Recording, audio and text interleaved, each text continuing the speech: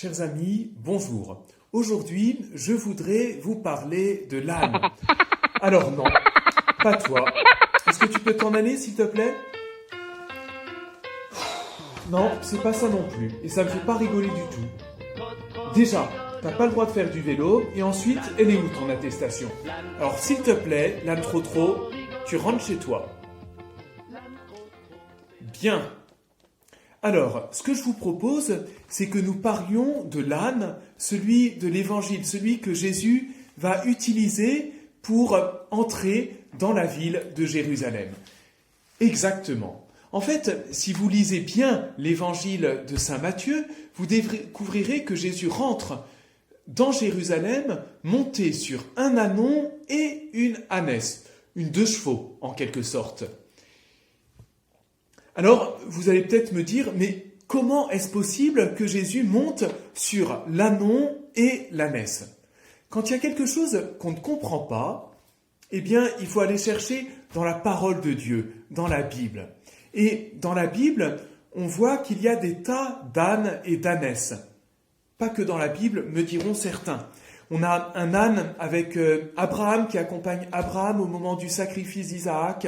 Le roi Saül recherche des ânesses avant d'être sacré roi pour Israël. David aussi conduit un âne et à ce moment-là, peu de temps après, va recevoir l'onction. Mais je voudrais voir surtout 2 passages où on parle de l'ânon et de l'ânesse.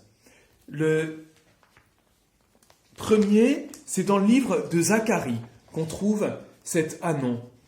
Et il nous est dit, « Crie de toute ta force, fille de Jérusalem, ton roi vient à toi.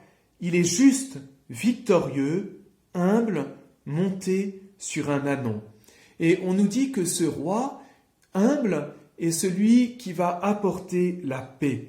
Il va enlever l'arc de la guerre et il annoncera la paix aux nations. Et c'est ce que Jésus vient faire. Il ne choisit pas un cheval, une monture de conquérant. Il choisit un âne humble pour entrer dans Jérusalem et apporter la paix à la ville de Jérusalem. Et puis, nous allons aller chercher notre ânesse au plus en avant dans la Bible, dans le livre des Nombres. Ici, on trouve encore un âne, une ânesse plus précisément. C'est l'histoire au chapitre 22 du livre des Nombres. C'est l'histoire du prophète Balaam qu'on voit ici. Ce prophète, il avait été payé pour aller maudire le peuple d'Israël. Alors, il scelle son ânesse et il part. Et voilà que 3 fois de suite, cette ânesse refuse d'avancer et même à la fin se couche sur le chemin, faisant tomber Balaam de cette ânesse. Balaam est furieux, il sort son épée et s'apprête à tuer l'ânesse. Et à ce moment-là, ses yeux s'ouvrent et il découvre que devant l'ânesse, il y avait cet ange, ce messager de Dieu qui empêchait l'ânesse d'avancer.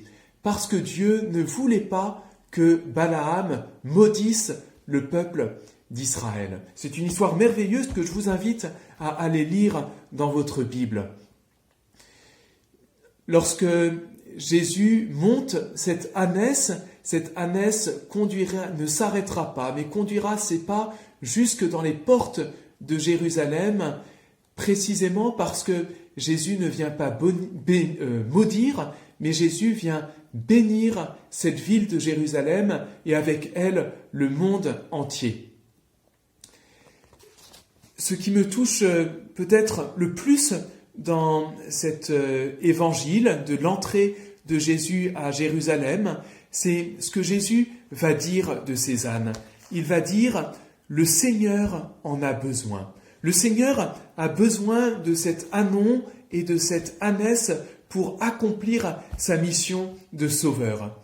L'ânon, on sait que souvent on se moque un peu des ânes, on les regarde de haut, comme peut-être tant de choses dans notre vie.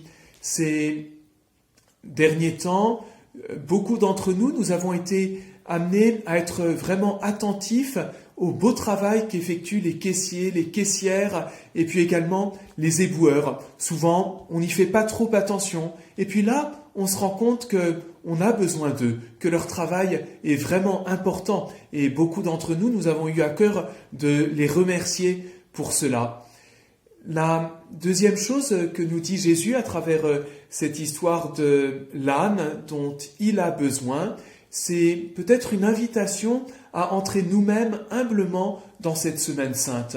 Non pas avec le cœur d'un grand prêtre ou d'un pharisien se considérant au-dessus des autres, le cœur fermé. Dans ce cas-là, je risque de passer à côté. Mais peut-être puis-je entrer dans cette ville de Jérusalem et dans cette semaine sainte avec Jésus comme un âne, c'est-à-dire simplement en reconnaissant ma faiblesse, en reconnaissant toutes mes limites, en reconnaissant que je ne suis pas le plus intelligent. Et pourtant, le Seigneur m'accueille tel que je suis, et c'est à partir de ce que je suis qu'il a besoin de moi, qu'il m'attend pour entrer dans sa passion avec moi, avec ce que moi-même je peux lui apporter. Peut-être certains autour de vous s'étonneront de voir votre souhait de vivre cette passion de tout votre cœur, de vivre cette semaine différemment de toutes les autres semaines. Peut-être qu'on vous demandera pourquoi. Et alors vous pourrez répondre avec Jésus, parce que le Seigneur en a besoin. Bonne semaine sainte à tous, entrons-y comme des ânes.